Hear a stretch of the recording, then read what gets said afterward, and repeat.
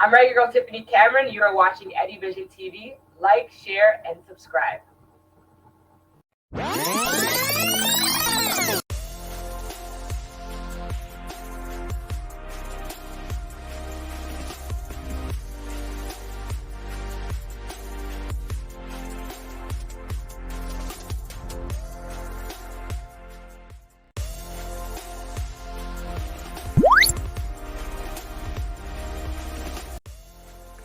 Greetings, sports fans. Welcome back to Eddie Vision TV, the channel where we look at sports differently. So, Leon Bailey, as we know, is not in the best of form for Aston Villa at the moment. Struggling to really make an impact, struggling to really be the Leon Bailey we saw last season. Brilliant season last year. Got the new contract extension, got the bag. Many a times we see players get the new contract and then the game fall off. Obviously, I'm not saying he purposely is down tooling, but we see this often. We see players get the big contract and get comfortable, or the form is not as it was before. So he's been coming under a lot of fire, especially from the Aston Villa fan base. Now, at the start of the Aston Villa Chelsea game, the commentator actually said that Leon Bailey was getting a lot of stick, especially in the Aston Villa fan forums. And these are usually blogs and websites with die-hearted fans. So these die-hearted communities are all complaining about Leon Bailey. They actually wanted to see Jaden Philogene get the start, and the commentator actually said that he knows that Emery is not listening to the fan forums, but Jaden Philogene is actually getting the start. Coincidentally, Jaden Philogene got the start. So Leon Bailey needs to step up. He needs to step up. When you have the fans turning against you, it's never good. He was always a player that the fans took a while to really believe and trusted, especially under Gerrard. It took a while for them to actually grow to love him, and we've seen this love disappearing. Fans don't want him to start games. Fans complaining about the price tag and his performance. So Leon needs to step up. We've seen the substitute appearances starting and then being substituted, coming on and then substituted again. 12 games so far, he started 8. 51 minutes per game is averaging.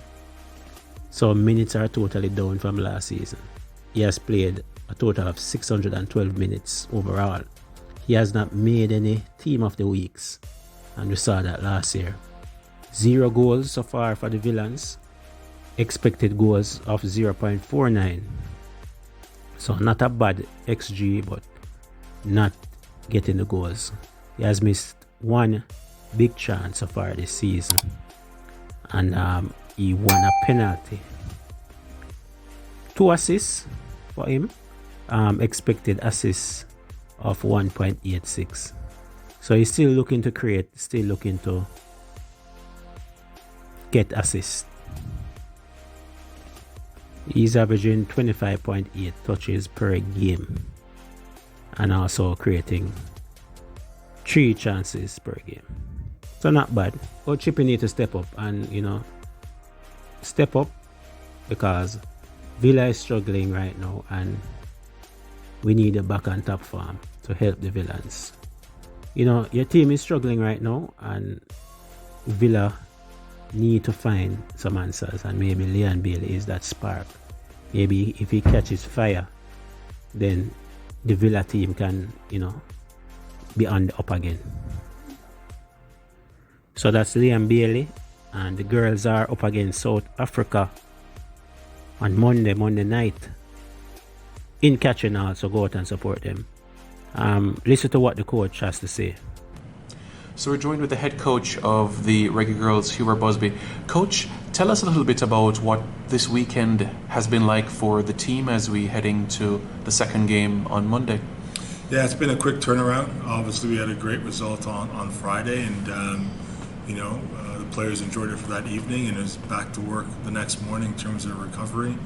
The training staff, the medical staff have done a really good job, and of course the players in terms of looking after themselves. For the most part, after the recovery, they had a day off to just kind of recharge and reset, and then just get ready for the game on Monday. But it's been a quick turnaround, and the group is ready to play the second match. Yep, same opposition as you know for Monday. You and Coach Dion Burton went to go and watch South Africa recently against England. Would you say that was helpful for you and the technical staff in terms of preparation? Yeah, I think it's, we have a chance to, it's a global, small world now, so you get a chance to scout and watch, teams online, but, you see things in person that you don't always see on the scouting platform, so it gives a good chance to see some of the things, little nuances in the way that they play. Obviously they're missing one or two key players based on that match. But overall, they're, as I said before, they're a well-coached team, and making sure that we're able to kind of nullify some of their threats was very helpful. And credit to the team for executing the plan. And but like I said, that one's done, and now we're on to the next match. Yeah, speak a little bit about the progression in from camp to camp, the progress that has been made from the Brazil camp to where we are today at the end of the year. Yeah, I think, first and foremost, coming in May and those games coming up in fast and quick succession. We literally, like I said, for those games in Brazil, and good, we're grateful for them, wanting to host us, but we were literally taking players off the beach from their vacation to come into camp and train to go and play those two matches in a very hostile and challenging environment. But again, what a great place for us to go, and what a symbolic place for us to go, because really where it started from us, this next cycle and where we want it to end has been very, very useful. So from Brazil, obviously into France, we played two quality oppositions. I know there's lots been said about revenge, but the reality is that, there's a lot of games been played from now between then, and those teams are just two quality teams and two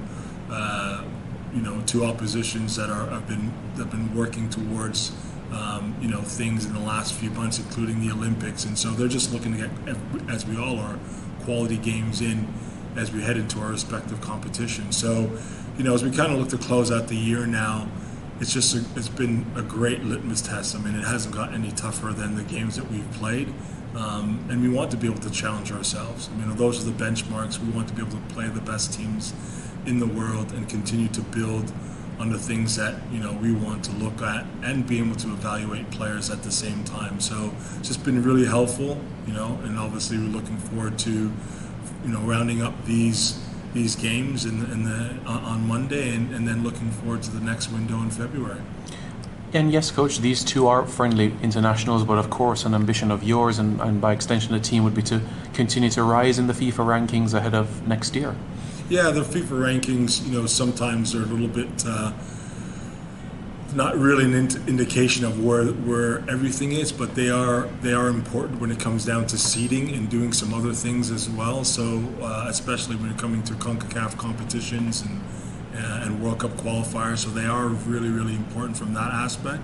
And then even in terms of sometimes with players getting the necessary points that they need to get into the requisite leagues around the world that they would want to play in. So we take every match seriously. We take every match with the ability that we want to win, and with the idea in mind that we're looking to put on the best performance possible. So, another good win for us would be very helpful heading into the new year. Yeah.